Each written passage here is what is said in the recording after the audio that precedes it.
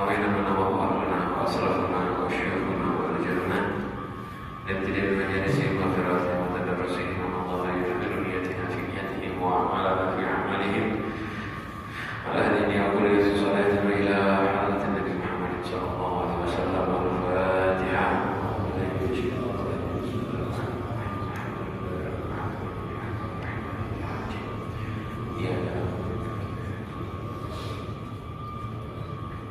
Bismillahirrahmanirrahim. Qala al-musannif rahimahullah ta'ala wa nafa'ana bihi wa bi'ulumihi fid dharain.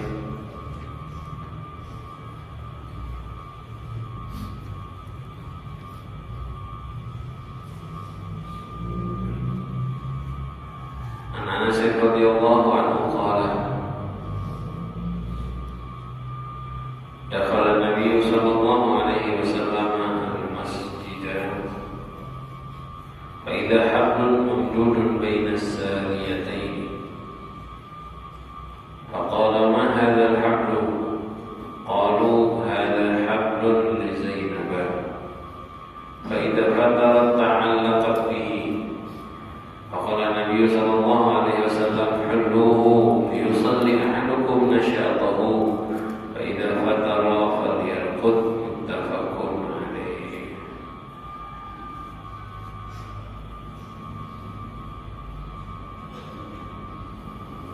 Alhamdulillah, syukurillah, alhamdulillah. Kembali kita berkumpul bersama-sama melanjutkan pembacaan kitab Riyadhus Shalihin. Akhirnya kita baca pada bab al-ikhtisal fi ta'ah, tidak berlebihan di dalam taat. Taat yang dimaksudkan taat sunnah ya.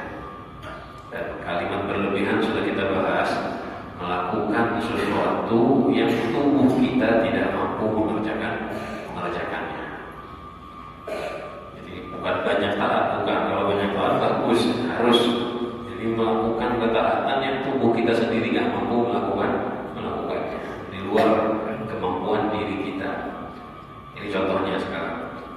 Dari Sayyidina Anas radhiyallahu anhu, Rasulullah SAW masuk ke masjid. Ternyata di masjid ada tali, ya, tali mamdudun baina sariyatain. Ya, talinya itu diikat antara sariyah, antara tiang-tiang. Jadi ada tali lebar, diikat antara tiang.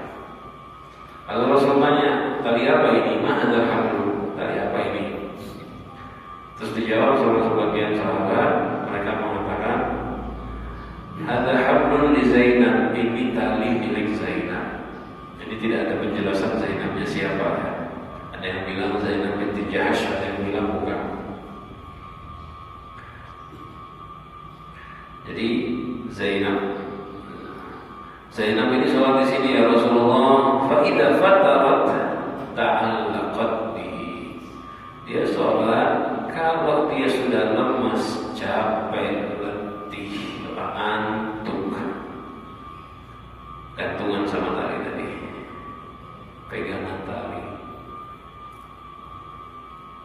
Faqala Nabi, lalu Nabi Muhammad SAW mengatakan, huluhu, lepas talinya, liyusalli ahadukum nasyatahu, kalian sholat sesuai dengan kekuatan kalian ketika kuat tubuhnya.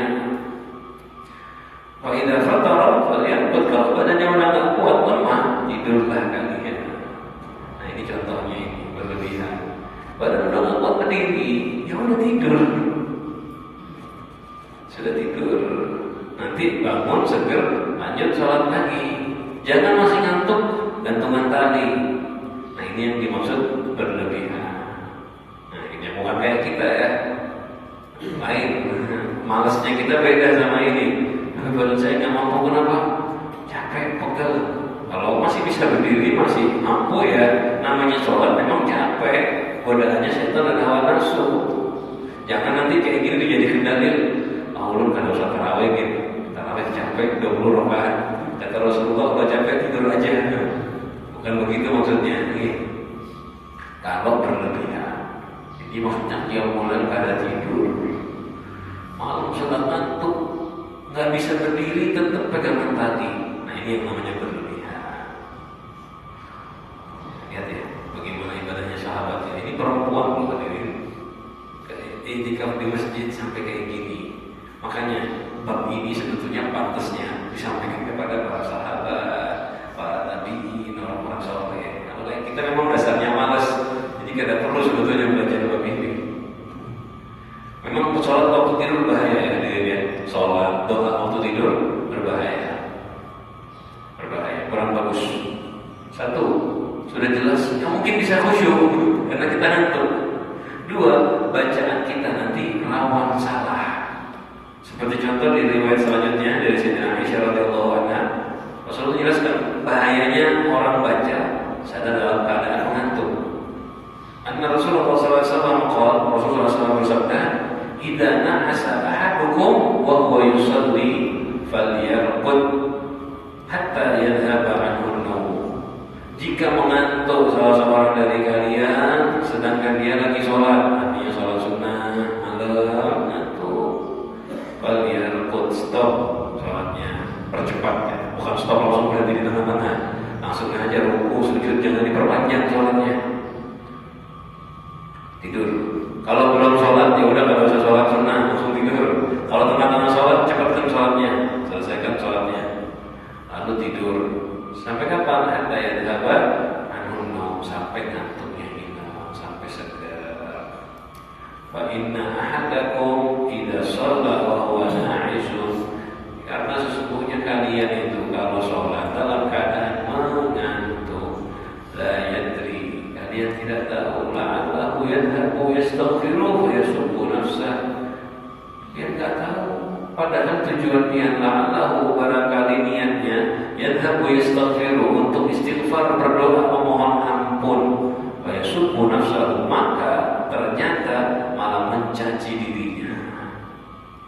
Orang kalau ngantuk itu kan ngelantur, ya Allah, niatnya mau minta masuk surga, selamat dari neraka. Ya Allah, masukkan aku neraka, jauhkan aku dari surga. Kenapa? Ngantuk, salah doa. Niatnya minta, ya Allah, masukkan aku surga, jauhkan dari neraka. Terbalik. Kenapa? Ngantuk. Bisa nggak kayak gitu? Bisa. Ya Allah, jadikan aku orang yang miskin. Padahal lindungi aku, maunya jangan jadikan aku orang miskin. Tapi karena mengantuk malah mencaci dirinya. Alhamdulillah. Mudah-mudahan kita dijadikan ahli surga, diberikan rezeki dari Allah SWT.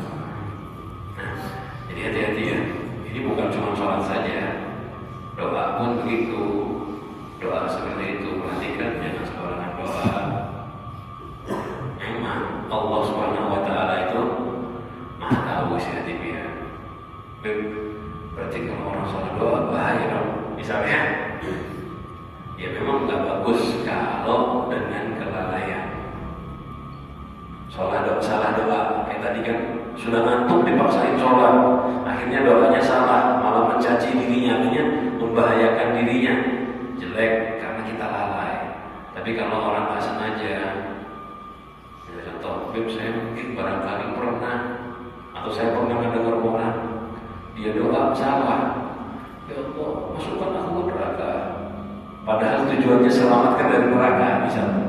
Ada orang salah doa begitu, gimana dulu? Kabul nggak doanya tadi? Masuk neraka tidak? Allah mengetahui isi hati masing-masing. Kadang-kadang yang terucap di lisan ada sabab, ya, terdahulu ucapan lisan salah. Kalau niatan hatinya doanya biar selamat dari neraka, insya Allah dikabulkan dari dalam hatinya tadi. Karena Allah Maha tahu. Kalau tidak ada kelalaian dari kita, ya biasanya mana ada orang yang masuk neraka? Nah itulah salah satu larangan dari Rasulullah SAW. Kenapa kita dilarang sholat ngantuk? Tidur dulu sedikit, jangan dipaksa. Ini sholat sunnah ya. Kalau sholat wajib sebentar-sebentar. Kadang-kadang kita tuh ngotot, makanya makruh berzikir. Bukan cuma sholat saja, berzikir makruh malah dalam keadaan mengantuk. Makruh kita berzikir dalam keadaan mengantuk. Ibnu Nawawi begitu mengingatkan seperti itu. Hilangkan dulu ngantuknya baru berzikir.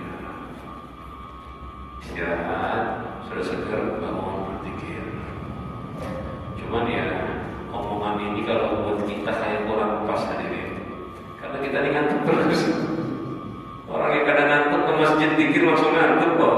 Ibarat kata tuh kita kalau di dikiran kayak di apa? Di Dinamo Boy. Kalau dikiran langsung ngantuk. Tapi ya begitu. Ini yang dimaksud ngantuk yang gak tahan. Ada ngantuk tiupan setan. Mulai dikir selesai, udah seger total. Nah ini ngantuknya setan. Itu timbulnya dari ngelamun, timbulnya dari tidak fokus. Ini yang dimaksudkan di riwayat-riwayat kayak gini. Ini ngantuk sungguhannya, yang badan memang gak tahan. Jadi mau biar sholat, mau dibawa pegawai tetap ngantuk, karena ngantuk sungguhan. Nah ini yang disuruh istirahat. Kalau ngantuknya ngantuk bohongan, tadi ngantuk bisikan setan, apa yang dikerjakan? Wudu. Kalau ini ngantuk kan kalau pikirannya, 5 menit aja ngantuk. Tapi nanti sampai pikir hilang ngantuknya. Nah, kayak gini jangan tidur terus. Setiap pikir mesti tidur nanti biar, karena ini ngantuknya setan. Nanti kayak seperti ini gimana cara mengobatinya? Udah mulai pikiran ngantuk, balik lagi seger sudah. Airnya hilang ngantuk lagi, butuh lagi. Karena ini yang seperti ini ngantuknya tipuannya setan.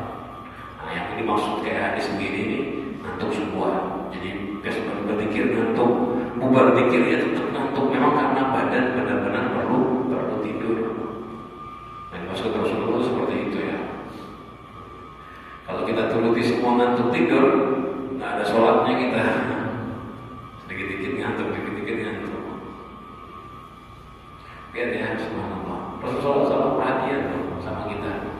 Bahkan sampai sholat pun seperti itu. Kadang-kadang memang kita tuh manusia begini, motor, ngejar jumlah. Pokoknya saya mau sholat malam sekian. Akhirnya ngantuk-ngantuk dipaksa.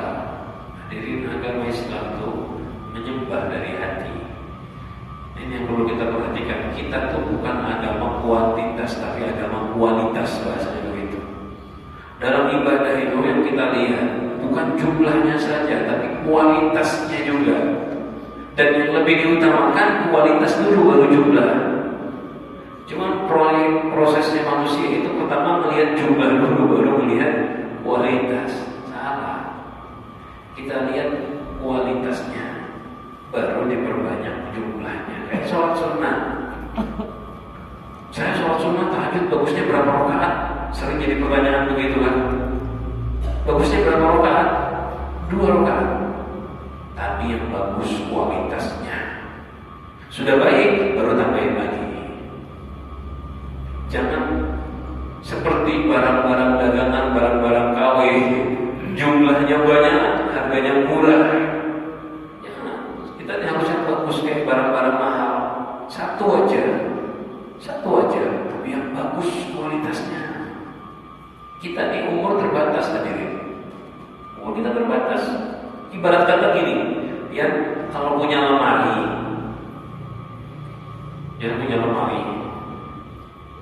2 kali 2 meter misalnya. Terus orang bilang sama dia, Pak, yang beli barang, penuhi lemari dia. Terserah barangnya apa saja, ulun yang bayarin. Kira-kira dia penuhi lemari dia pakai apa? Paham maksud ulun? Dia punya lemari normal lah, lemari yang di kamar tuh. Kalau bilang sama dia, Pak, dia penuhi isi lemari dia. Pakai barang apa saja, ulun terserah dia. Ulun yang bayarin seberapa. Kira-kira dia beli apa buat memenuhi lemari dia? Beli kerupuk, beli terpal biar penuh lemarinya. Bukan beli apa? Kalau pinter, beli emas. Kan terserah, nggak ada batas. Yang beli emas untuk mengisi lemari dia sampai penuh, paling mahal. Kalau ada yang menjual intan. Kenapa? Lemari saya kecil, terbatas. Jadi kalau mau diisi, jangan isi yang murah-murah, isinya yang mahal-mahal. Kalau suruh beli tas, ya saya beli tas yang harganya ratusan juta. Gak mau saya beli tas yang harga puluhan ribu, karena mahal apa? Lemari saya kecil. Yang beli tas 10 harga 100 ribu, harga 200 ribu. Dibandingkan ada tas original, ada tas harganya sampai 1 miliar. Tas, jangan beli tas kayak gitu dosa. Ini misal, lebih bagus mana? Satu tas harganya miliaran sama 100 tas harganya jutaan, bagus mana? 100 tas harganya 1 juta, berarti primanya berapa? 100 juta. Satu tas 1 miliar, bagus mana? Bagus satu tas 1 miliar, lebih nyaman lagi. Pian satu aja yang dibawa. Kalau yang 100 tas, ada mungkin pian bawa seberadaan. Nah begitu umur kita itu terbatas. Jangan pian ambil jumlahnya aja yang banyak, tapi kualitasnya KW, kualitasnya kurang bagus. Sholat begitu, sholat malam, pian jam malam pian terbatas sendiri. Hanya berapa jam saja waktu malam kita. Sholat jangan ngejar jumlah. 2 rakaat dulu, perbaiki dulu kekhusyuannya, kehadiran hatinya, kefasihan bacaannya, keikhlasannya, kemurnian niatnya. Bagus. 2 rakaat sudah baik, baru tambah lagi 4 rakaat. Nah ini bagus. Mungkin di awal, saya mau sholat 2 rakaat ikhlas, sama kayak 20 rakaat waktunya. Di awal begitu pasti. Saya mau 2 rakaat kualitas bagus nih. Kalau dibandingkan sama seperti 20 rakaat, bagus mana ya? Apa saya 20 rakaat kada ikhlas sembarangan, kada khusyuk, atau 2 rakaat yang khusyuk? Kalau untuk latihan dan khususnya di sholat yang mulai misalnya, tetap bagus 2 rakaat. Bagus 2 rakaat. Kenapa? Ini selain secara fikih ya. Saya jawab dulu ini secara pelatihan hati dulu. Secara pelatihan hati, mungkin sekarang pian sholat 2 rakaat menjaga kekhusyuan, lawas. Tuh, kayak kita sholat subuh jaga khusyuk, mungkin perlu 10 menit. Tapi kalau sholat subuh yang kadang perlu khusyuk, jadi 3 menit beres. Yang mulai saya setengah jam bisa dapat 2 rakaat, tapi kalau berusaha khusyuk, setengah jam dapat 2 rakaat. Tapi kalau biasa aja, setengah jam bisa 20 rakaat. Mana yang saya dahulukan? 2 rakaat aja dulu. 2 rakaat. Kenapa? Memang di awal awas, tapi lama-kelamaan kalau udah biasa khusyuk, ya 5 menit bisa khusyuk. Karena sudah terbiasa. Khusyuk itu kan perlu dia fokus dulu, bacanya pelan-pelan, lawas memang. Tapi lama-kelamaan nanti jadi bisa normal. Nah itu untuk yang mulai. Mungkin kalau kayak sholat witir, duha, ba'diyah, qobliyah yang ada jumlahnya 4, sholat yang ada jumlahnya secara fikih lebih afdal menyelesaikan jumlah, bukan sedikit tapi panjang, menyelesaikan jumlah. Tapi itu menurut hukum fikih. Kalau mau dibandingkan, saya duha 8 apa 2, tapi 2-nya kualitas bagus. Karena ada jumlah 8 dari syariat, dahulukan 8. Untuk fikih, itu ilmu fikih. Cuman yang lebih bagus 8 kualitas baik. Nah ini dia, kembali ke pembahasan kita. Jadi kalau sholat yang bagus ya, jangan sampai kualitasnya jelek. Khususnya jangan sampai mengantuk.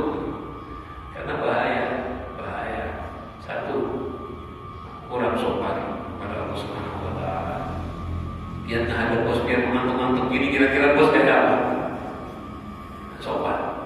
2, takutnya bacaannya salah. Tujuan beristighfar, meminta ampun, malah mencela dirinya. Sholat terus bagaimana? Ini caranya sholat. Dijelaskan oleh Sayyidina Jabir bin Samurah radhiyallahu anhu. Nabi Abdullah Jabir bin Samurah radhiyallahu anhu. Bicara sholat yang terbaik, yang bagus. Kuntu usalli ma'an Nabi sallallahu alaihi wasallam as-shalawat. Dia mengatakan aku sholat bersama Nabi Muhammad sallallahu alaihi wasallam beberapa sholat. Jadi Sayyidina Jabir bin Samurah ini sholat jadi makmumnya Rasulullah, sholat yang banyak. Dalam riwayat 2000 sholat bersama Rasulullah alaihi wasallam. Jadi riwayat Imam Muslim ada tambahannya begini, kuntu ya wallahi laqad sallaitu ma'an Nabi sallallahu alaihi wasallam aktsara min alfai sholat. Aku sholat bersama Rasulullah SAW lebih lebih banyak daripada 2000 sholat, lebih dari 2000 kali sholat. Berarti maksudnya nih, si Bibi ahli, mengerti bagaimana sholatnya Nabi Muhammad SAW. Jadi dia perhatikan dari 2000 sholat bersama Rasulullah SAW. Kalau 2000 sholat ini berapa lama? Satu hari 17, 5 waktu kan? 5 waktu, 5 dikalikan 3, 300. Ya sekitar 2 tahunan lah, kada sampai 2 tahun ya. 2000, ya kada sampai 2 tahun. Kalau sholat 5 waktu aja ya, saya maksud 2000 dibagi 400 hari. Ada sekitar 400 hari bersama Rasulullah SAW. Kalau dihitung harinya, berarti 2000 kali jadi makmumnya Rasulullah SAW. Nah, beliau ini ahli, tahu berarti bagaimana sholatnya Nabi Muhammad SAW. Bagaimana sholat beliau, sholatnya Rasulullah SAW? Sayyidina Jabir mengatakan, "Fakanat sholatuhu qasdan wa khutbatuhu qasdan." Sholatnya Rasulullah itu qasdan dalam bahasa Arab. Wa khutbatuhu qasdan, dan khutbahnya juga qasd. Apa itu qasd? Qasd itu tidak panjang dan tidak cepat. Itu dalam bahasa Arab, pertengahan, sedang. Qasd itu tidak panjang dan tidak kecepatan. Artinya dikerjakan sunnah dan kesempurnaannya tanpa memanjakan dan memendekkan. Jadi qasdan itu dikerjakan lengkap sunnah-sunnahnya, tapi gak kepanjangan dan juga tidak kependekan. Kita ini sering zaman sekarang ini lalai dalam babul qasd. Mau sholat mau khutbah. Sholat itu kita perlu qasd, kerjakan sunnahnya. Diri menghadap kiblat, bersiwak, ya. Takbiratul ihram, Allahu Akbar, baca doa iftitah. Habis doa iftitah baca Al-Fatihah, terus baca surat. Suratnya sesuaikan. Suratnya sesuaikan. Jangan baca surat sembarangan. Jangan baca potongan ayat sembarangan. Kadang-kadang tuh ada doa iftitah nggak dibaca, suratnya panjang. Ada yang suratnya pendek, sujudnya panjang, benar. Jadi panjangnya itu nggak teratur. Memang kita harus belajar ya, ini. Nanti aturannya. Sholat itu paling afdal bacanya. Kalau sholat subuh, sholat surat yang agak panjang, mutawwalat, yang terputus-putus. Artinya ayatnya pendek-pendek. Pendek-pendek. Nah, itu ulama nyebutkan itu biasanya dimulai dari surat Al-Hujurat ke bawah, dari surat Al-Hujurat ke bawah ke arah juz 30. Nah, kalau maghrib surat Qisar yang pendek-pendek, suratnya pendek, kayak contoh Wadduha ke bawah. Nah, sholat selain itu Isya diambil surat pertengahan yang tidak panjang dan tidak pendek. Panjangnya pun ukuran surat Al-Hujurat, bukan bacaan Al-Baqarah, bukan. Kenapa? Begini sunnahnya bacaan sholat. Kalau pian baca, lebih afdal baca satu surat, jangan potongan ayat. Jadi imam, jangan potongan ayat, itu lebih afdal. Kecuali potongan ayatnya lebih panjang dari surat. Itu pun perbandingan, tetap lebih afdal. Saya mau baca satu lembar, cari surat yang satu lembar. Jangan potongan ayat yang satu lembar. Itu ada aturan.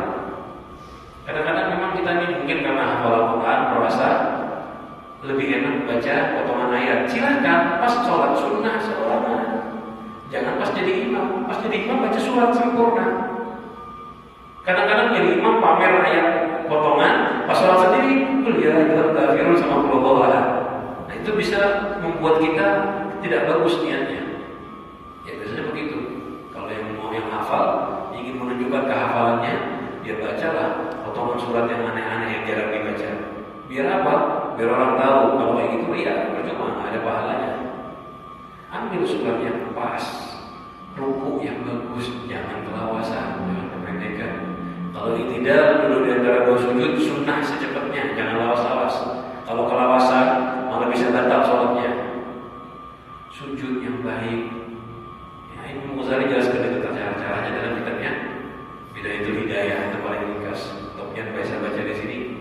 Salikin, ada di sini? Nggak ada. Ya.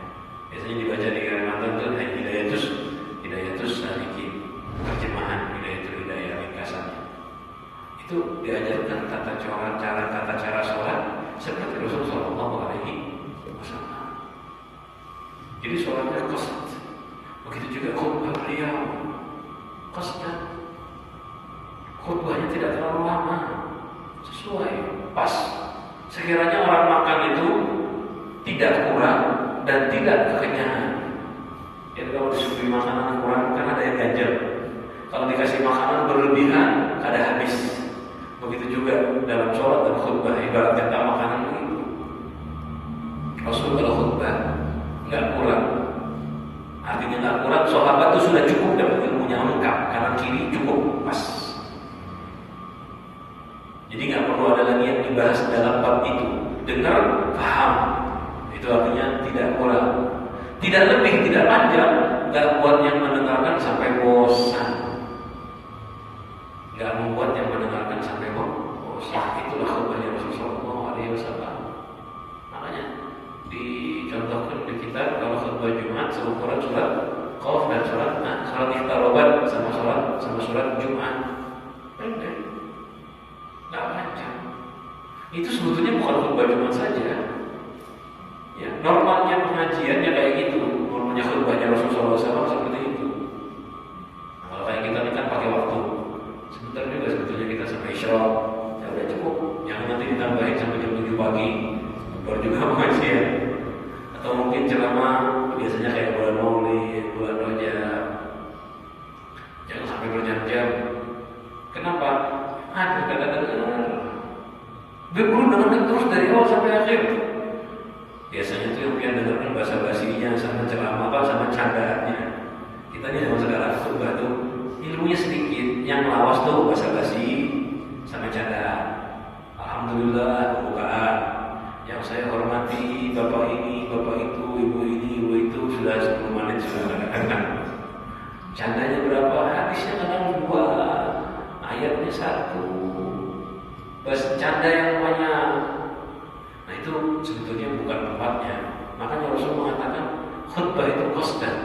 Lihat, dengarkan ceramah ulama 10 menit kira-kira mengantuk kan? 10 menit, 15 menit mengantuk kan? Cukup pas saja itu segitu. Gak ada yang ngantuk ya. Tapi kalau 1 jam kayak apa? Kalau ilmu saja 1 jam kira-kira gimana? Tausiah. Banyak yang bosan, banyak yang ngantuk, banyak yang pikirannya kemana-mana. Nah berarti waktu itu tidak qasd. Nah itu kok kira-kiranya begitu ya. Berarti waktu itu kepanjangan. Biar gak ngantuk akhirnya saya kasih candaan saja. Jangan.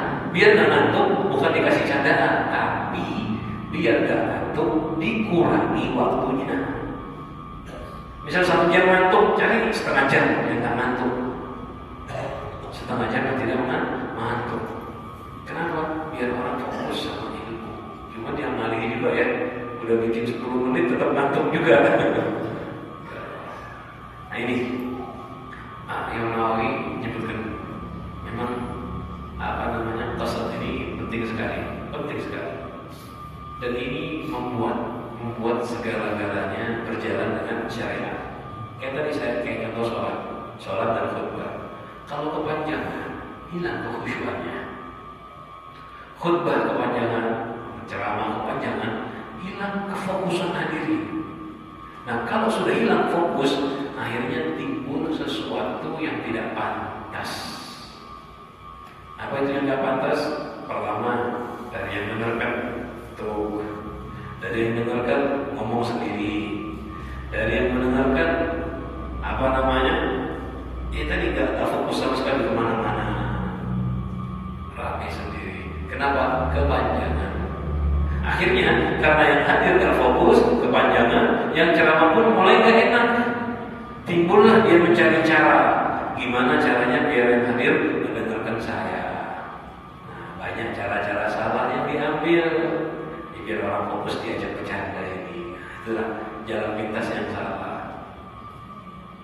Jalan pintas yang salah. Ya, memang canda nggak dosa ini, canda itu boleh-boleh aja, cuman pada tempatnya dan secukupnya.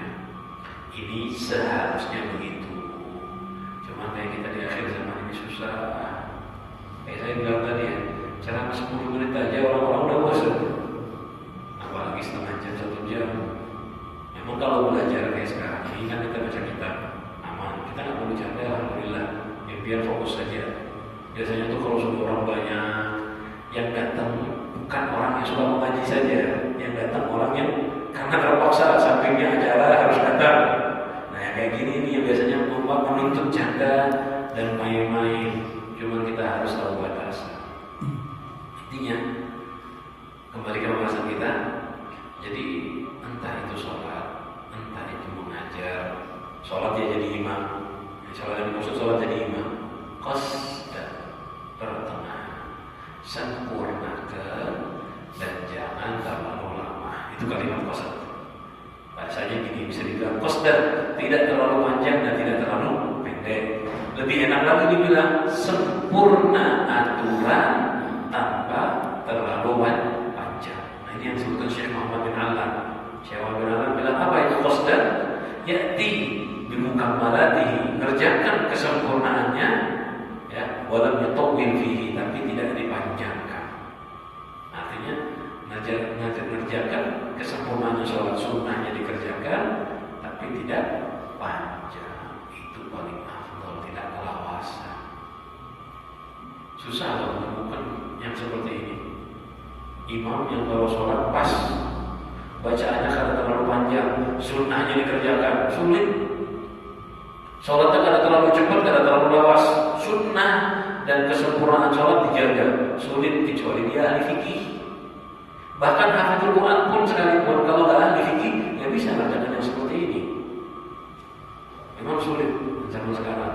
Nah inilah yang dipelajari Sayyidina Jabir bin Samurah dari Rasulullah SAW. Ini salah satu sunnah yang penting di akhir zaman. Alhamdulillah di masjid-masjid kita ini sekarang bagus. Imam-imamnya dipilihkan. Nah ini benar-benar bisa dijaga ini ya. Dijaga. Jadi imam sholatnya jangan terlalu cepat, jangan juga terlalu lawas. Jangan terlalu cepat, artinya sekiranya mampu kalian bisa ngikutin. Ya baca surat Fatihah, baca surat yang sedang, jangan terlalu panjang. Kalau maghrib bacanya surat pendek, surat apa? Sholat subuh bacanya surat yang agak panjang sedikit. Jangan terlalu lawas juga. Sekiranya bisa khusyuk, hadir hati dan tidak terlalu lama.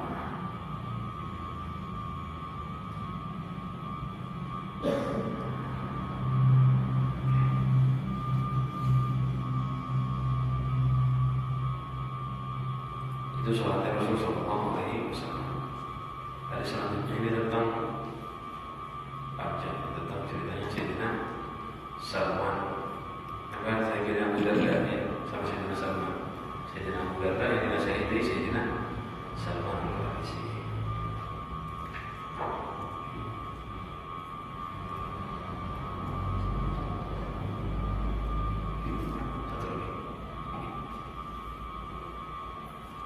Sebelum Isya kita tambah satu lagi hadis. Ini juga contoh. Ini lebih parah lagi dari yang sebelumnya. Ini memaksakan diri untuk taat di luar kemampuan manusia. Nah, ini cocok ini hadisnya. Kalau ada orang kayak gini pas dikasih hadis ini. Jadi an Abi Juhaifah Wahab bin Abdullah radhiyallahu anhu. Sayyidina Wahab bin Abdullah ini cerita. Akhal Nabi sallallahu alaihi wasallam bin Salman wa Abi Darda. Nabi mempersaudarakan antara Salman dan Abu Darda. Jadi biasanya begitu ya. Antara penduduk Madinah dan penduduk Mekah atau orang yang baru hijrah, satu-satu disaudarakan Rasulullah SAW. Jadi begitu. Ini hikmahnya banyak ini. Pendatang dipersaudarakan oleh orang mukim, apa namanya, pribumi. Kan Rasulullah hijrah dengan penduduk Mekah. Ada orang dari, contohnya Sayyidina Salman Al-Farisi dari mana? Dari Paris, dari luar Madinah masuk ke Madinah. Biasanya tuh ada begini hadirin. Biar dia orang luar kan ada kayak gitu kan. Ya, kayak kita misal ada yang dari Banjar ke Jawa, ada dari Jawa ke Banjar, merasa ini orang asing. Walaupun mungkin nanti bakal tinggal puluhan tahun, tapi merasa ini orang asing. Rasulullah SAW ada cara yang istimewa. Jadi satu penduduk Madinah dipersaudarakan dengan penduduk Ansor. Penduduk Mekah dipersaudarakan dengan penduduk Madinah. Tujuannya apa? Bukan cuma sekedar tadi ya. Itu tadi salah satunya. Biar mereka nanggap ini bukan orang lain, ini orang kita. Orang dari Jawa datang ke Banjar menikah sama orang Banjar. Udah orang Banjar, anaknya orang Banjar, selesai. Nah begitu, dipersaudarakan biar menyatu. Dan hebatnya persaudaraan Rasulullah SAW. Setiap sahabat yang dipersatukan itu cocok. Misal kalau bahasanya listrik ini minus, jadi plus nyambung. Selalu sesuai. Contohnya ini, Sayyidina Salman punya kelebihan dan kekurangan, Abu Darda punya kelebihan dan kekurangan. Yang mana kelebihannya Salman menutupi kekurangannya Abu Darda, kelebihannya Abu Darda menutupi kekurangannya Salman. Kadang dari segi dunianya pas, dari segi akhiratnya pas juga. Itu nggak mampu manusia. Itu termasuk salah satu mujizatnya Rasulullah SAW. Salah satu mujizat yang jarang diketahui apa? Ketika mempersaudarakan dua orang, dua sahabat. Ini keduanya memiliki kelebihan dan kekurangan yang cocok. Contohnya, Sayyidina Salman dan Abu Darda dipersaudarakan Rasulullah SAW. Fazar Salman Abu Darda. Sayyidina Salman ziarah silaturahmi ke Abu Darda, ke rumahnya Abu Darda. Nah, di rumahnya Abu Darda, fara'a Ummu Darda'i mutabadzilatan. Dia lihat Ummu Darda ini mutabadzilah. Kalimat mutabadzilah ini usang. Kada rapi, dan melihat di sini bukan berarti melihat seperti melihatnya kita ya aurat, bukan. Tertutup rapi tapi berantakan. Bahasa kita gitu loh. Mutabadzilah ini berantakan. Pakai baju sembarangan, pakai baju yang gak rapi, kayak orang kada terurus. Ditanya, Masya Muki, Mudarda, kenapa biar kayak gini? Harusnya kan istri rapi, bersolek dengan suami, ini gak berantakan. Dijawab sama Ummu Darda, aku ke Abu Darda, Salman, saudara kamu tuh Abu Darda, saudara yang diikat oleh Rasulullah SAW ya, saudara angkat. Laisa lahu hajatun fid dunya. Abu Darda itu saudara kamu, dia suaminya dia. Nggak ada hajat sama sekali dalam urusan dunia. Artinya pegawai kada makan, kada tapi makan nggak mau. Istri kada disentuh. Apa yang punya suami zuhud benar-benar, terus kadang menyentuh biar sama sekali, sibuk aja, sholat aja. Biarnya empat-empatan begitu juga nanti. Buat apa lagi kalau jadi istri? Nggak ada tugas memasakkan kada, ngurusi kada, hidup sendiri. Akhirnya dia nggak mungkin merawat diri dia karena nggak merasakan diperlukan. Nah begitulah Ummu Darda. Jadi ceritanya nih, lihat ya, nggak ngadu hadirin. Ini kesalahan wanita zaman sekarang. Jangan sampai curhat sama orang lain. Ini beliau nggak curhat macam-macam. Ngomongnya begitu aja. Aku Salman laisa lahu hajatun fid dunya. Selesai. Dan pakai bahasa kiasan. Kita keluar sedikit dari bahasan ya. Kadang-kadang perempuan zaman sekarang merasa suaminya kurang pas, ada yang salah dari suaminya, dia curhat sama orang lain di luar. Entah sama ipar saudaranya, sama orang tuanya aja nggak boleh. Sama orang tuanya aja nggak boleh. Kecuali dia cari solusi. Jangan curhat. Masalah sama suami selesaikan. Kayak gini. Kalaupun mau cari solusi, apalagi zaman sekarang nanti cari kenalannya di internet, curhat sama laki-laki lewat media sosial. Dosa besar. Dan ini yang menyebabkan kebanyakan perceraian kayak gitu. Hati-hati, jangan kontak sama orang yang tidak mahram. Kalau dia merasa suaminya ada salah, ajak suaminya, ayo Pak, kita datang ke rumah guru, selesai urusan. Damailah dia. Kalau dia mencari kedamaian. Tapi kalau nggak cari kedamaian, cari syahwat, lain cerita itu. Nah, ngomong begitu, Ummu Darda, lalu fajar Abu Darda, fasana ala ta'ama. Setelah dicurhatin, datanglah Abu Darda. Saya dikasih ceritanya ya, nanti pembahasannya minggu depan. Abu Darda datang, lalu dibikinkan makanan. Lalu Abu Darda ngomong kepada Sayyidina Salman, kul, makan. Maaf. Sayyidina Salman ngomong ke Abu Darda. Sayyidina Salman datang ke Abu Darda. Sayyidina Abu Darda datang ke Salman. Lalu Abu Salman bikinkan makanan untuk Abu Darda. Sayyidina Salman bikinkan makanan untuk Abu Darda. Abu Darda bilang, sama ulun puasa. Akhirnya Salman bilang, makan. Kalau biar gak ada makan, ulun gak ada makan juga. Ini puasa sunnah ya, dipaksa sama Sayyidina Salman, makan biar. Kalau biar gak ada makan, ulun gak ada makan juga. Nah, orang Arab zaman dahulu ini kayak gini, ancaman.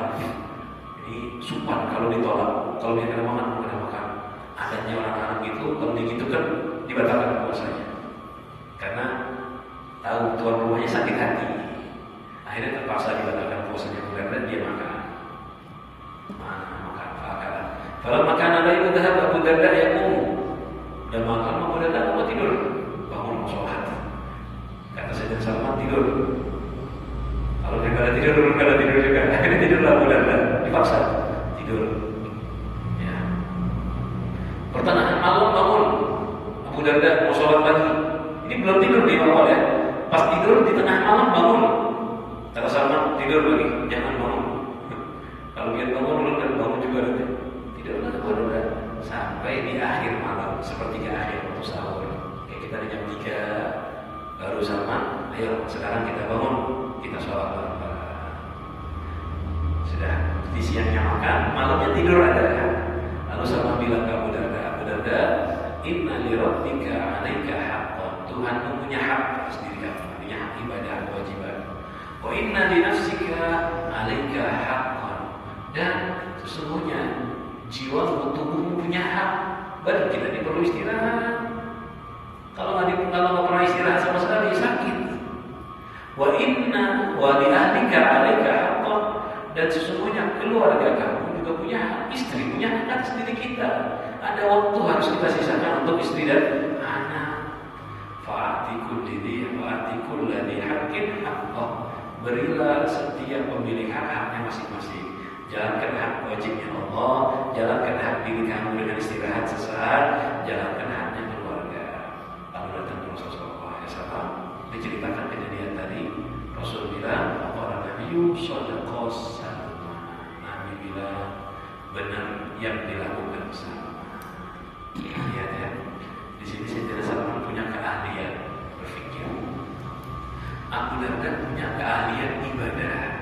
Dipersatukanlah oleh Rasulullah SAW. Jadi untuk meluruskan ibadahnya Abu Darda biar tidak salah, diberi Sayyidina Salman